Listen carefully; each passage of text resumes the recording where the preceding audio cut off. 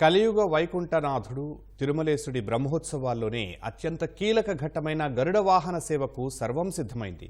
మంగళవారం రాత్రికి స్వామివారు గరుడ వాహనంపై ఊరేగుతూ భక్తులకు దర్శనమివ్వనున్నారు. లక్షలాదిగా తరలివచ్చే భక్తుల కోసం టీటీడీ విస్తృత ఏర్పాట్లు చేసింది. వీలైనంత ఎక్కువ మంది భక్తులకు దర్శన భాగ్యం కల్పించేలా ప్రణాళికలు సిద్ధం చేసింది. పార్కింగ్ ఇబ్బందుల దృష్ట్యా భక్తులు కేవలం ఆర్టీసీ బస్సుల్లోనే కొండపైకి రావాలని అధికారులు సూచించారు. ఇతర ప్రాంతాల నుంచి వచ్చే భక్తుల వాహనాలకు తిరుపతిలోనే వివిధ చోట్ల పార్కింగ్ సౌకర్యం కల్పించారు. తిరుమల బ్రహ్మాండ నాయకుని బ్రహ్మోత్సవాలు కన్నుల పండుగగా సాగుతున్నాయి. ఆ 7 కొండల వాడిని కన్నులారా వీక్షించేందుకు పెద్ద ఎత్తున భక్తులు బ్రహ్మోత్సవాలకు తరలివస్తున్నారు. ఉత్సవాల్లోని అత్యంత కీలకమైన గరుడ సేవకు టీటీడీ విస్తృత ఏర్పాట్లు చేసింది. మంగళవారం సాయంత్రం జరగనున్న గరుడ వాహన సేవను వీక్షించేందుకు లక్షలాది మంది భక్తులు తరలిరానున్నారు. ఇప్పటికే కొండపైకి చేరుకున్న భక్తులు మంగళవారం ఉదయం నుంచే గ్యాలరీల్లో నిరీక్షించనున్నారు. శ్రీవారి 4 మాడ వీధులను సెక్టార్లుగా విభజించి ఒక్కో సెక్టార్కు ఒక్కో ఉన్నతాధికారికి బాధ్యతలు అప్పగించారు.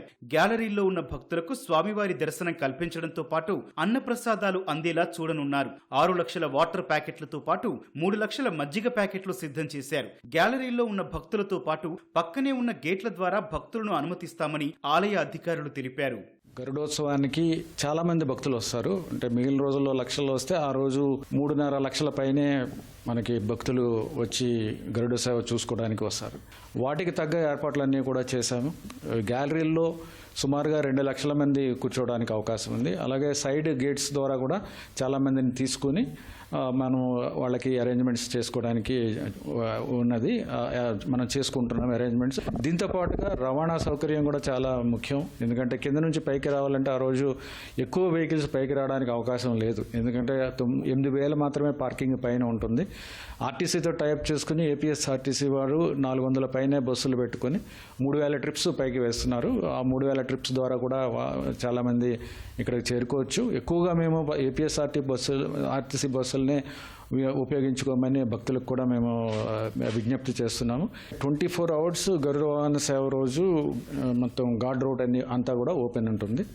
అలాగే కాలినడకన వచ్చే వాళ్ళందరికీ కూడా ఇలాగే 24 అవర్స్ ఉంటుంది. వాళ్ళకి కూడా సెక్యూరిటీ ప్రొవైడ్ చేయడం ఇదంతా జరుగుతుంది.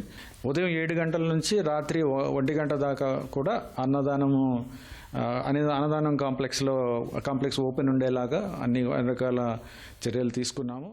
బ్రహ్మోత్సవాలకు కట్టుదిట్టమైన భద్రతా ఏర్పాట్లు చేశారు. ఉత్సవాల కోసం టీటీడీ సిబ్బందితో కలుపుకొని ఇప్పటికే 5,000 మంది పోలీసులు పనిచేస్తుండగా గరుడ సేవ కోసం అదనంగా మరో 1,500 మందిని నియమించారు. సోమవారం రాత్రి మొత్తం అలిపిరి మెట్ల మార్గం తెరిచే ఉంటుందని, భక్తులు సాధ్యమైనంత వరకు నడిచి రావాలని లేదా ఆర్టీసీ బస్సుల్లోనే ప్రయాణించాలని అధికారులు తెలిపారు. పార్కింగ్ ఇబ్బంది దృష్ట్యా కొండపైకి కేవలం 8,000 వాహనాలను మాత్రమే అనుమతిస్తున్నారు. టాక్సీలు, బైక్లను కొండపైకి నిషేధించారు. దూర ప్రాంతాల నుంచి వచ్చే భక్తులకు తిరుపతిలోనే పార్కింగ్ సౌకర్యం కల్పించారు.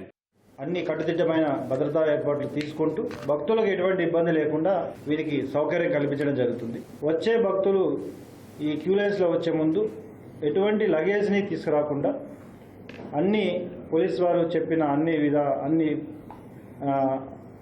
విధానాలు పాటించాలని కోరుకుంటున్నాను. గరుడోత్సవం రోజు ఎక్కువ వెహికల్స్ వస్తాయి కాబట్టి వాటికి ఇబ్బంది తలెత్తకుండా, ట్రాఫిక్ కంజెస్ట్ కాకుండా ముందే జిఎన్సీ దగ్గర, అలిపిరి దగ్గర వచ్చే వెహికల్ ఇన్ అండ్ అవుట్ని వెరిఫై చేసుకుని ఈ 8,000 దగ్గరకు వచ్చే ముందే అలిపిరి దగ్గర ఈ వెహికల్స్ని డైవర్ట్ చేయడం జరుగుతుంది. గరుడ సర్కిల్ దగ్గర అక్కడి నుండి ఆర్టీసీ బస్సుల ద్వారా పైకి తిరుమలకి తీసుకురావడం జరుగుతుంది. మళ్ళీ తిరుమల నుండి కూడా ఆర్టీసీ బస్సులు ఆ పార్కింగ్ ప్లేసెస్ తీసుకురావడం జరుగుతుంది. కాబట్టి భక్తులు ఎటువంటి ఇబ్బంది కలగకుండా, ట్రాఫిక్ అంతరాయం లేకుండా తిరుమల చేరుకునే అవకాశం కల్పించడం జరుగుతుంది. సుమారు 3.5 లక్షల మందికి పైగా భక్తులు గరుడ సేవను వీక్షించేందుకు వస్తారని టీటీడీ అంచనా వేస్తోంది. కాబట్టి మంగళవారం సాయంత్రం 6:30 గంటలకే వాహన సేవను ప్రారంభించనున్నారు.